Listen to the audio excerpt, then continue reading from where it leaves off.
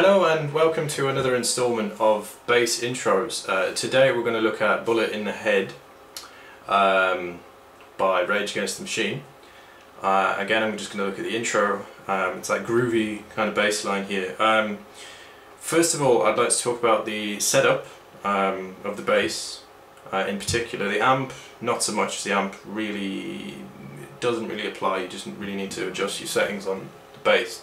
To get the sort of sound that you're after on the record, I would suggest, and again, don't hold me on this, this is what I'm doing this from ear, is to roll off your neck pickup and just use your bridge pickup with a slight bit of tone as well. So you get that kind of... you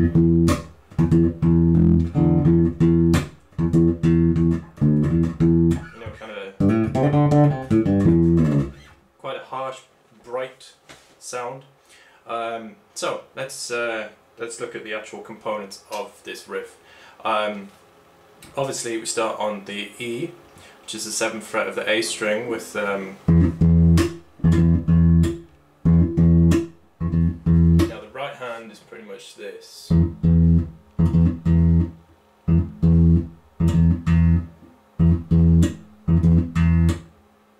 Okay, that's the right hand, so that's your first kind of section. Your next section involves going down to the bottom E, that's the E string, open E string, and it goes a little bit like this. So let's build that section with the next section. Okay, so bum bum bum bum bum, bottom E. Okay, so that's your first two sections. Your next section involves using a chord. And this chord is E7, and E7, again with most chords on the bass, is constructed of 3 notes. You have your E, 7th fret of the A string, then you have your G sharp, which is the 6th fret of the D string, and then you have your D, which is the 7th fret of the G string. And you basically, well, this is the way I would chord them anyway, would be 2nd finger, 1st finger, 3rd finger. Okay? Now for those of you who aren't familiar with chords, check out my chord lesson on how to construct chords and my many other lessons of examples of chords. But basically this one is, yeah, it's what's known as a dominant 7, because you flatten the 7th in the scale. Anyway, I don't want to go too much into that. Alright, let's move on. So we have... okay, next we play, and the way that I play is with 3 fingers playing the chord all at once. So it's those 3 notes, E, G sharp and D,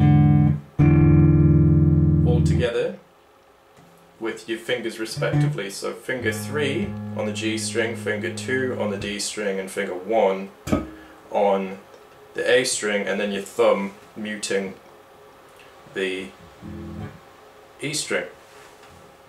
Okay, so let's go over that bit again. That's your beginning bit. Okay, and what I'm doing there is I'm going from fingerstyle here. So as that E is ringing out, I'm ready with my hand to move my thumb over the E string and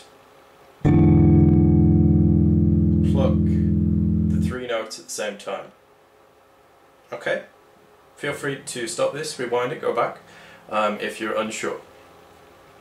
Okay, so let's put the whole thing together, and I'll try and do this as slowly as I can, just for argument's sake.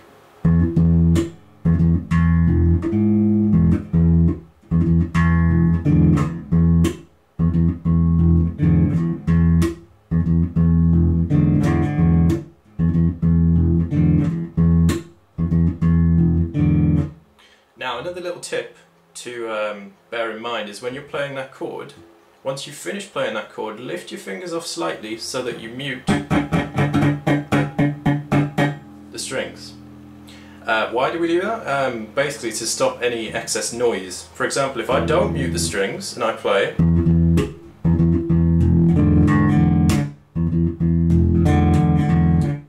see how it clashes over the rest of the notes, and it doesn't make it as clear. It just sounds like a mushy mess.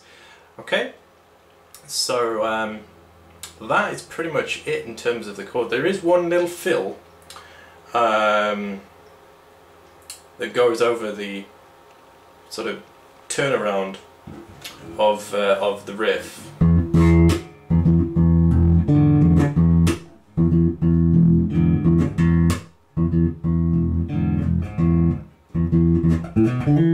And that's basically second finger and your fourth finger on the 7th fret and then the 9th fret of the D string, and then you hammer on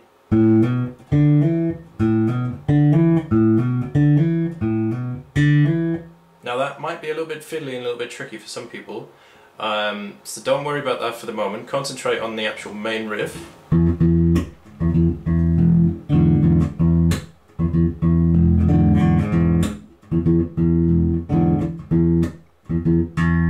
Another thing to do with the right hand is to get that kind of sort of funky jazzy tone, play quite close to the bridge here, of the bridge pickup, and if you'll notice there's a huge tonal difference here between there. It's a much warmer tone closer to the neck than it is to the bridge, so try and get sort of a happy medium, but if you want that really kind of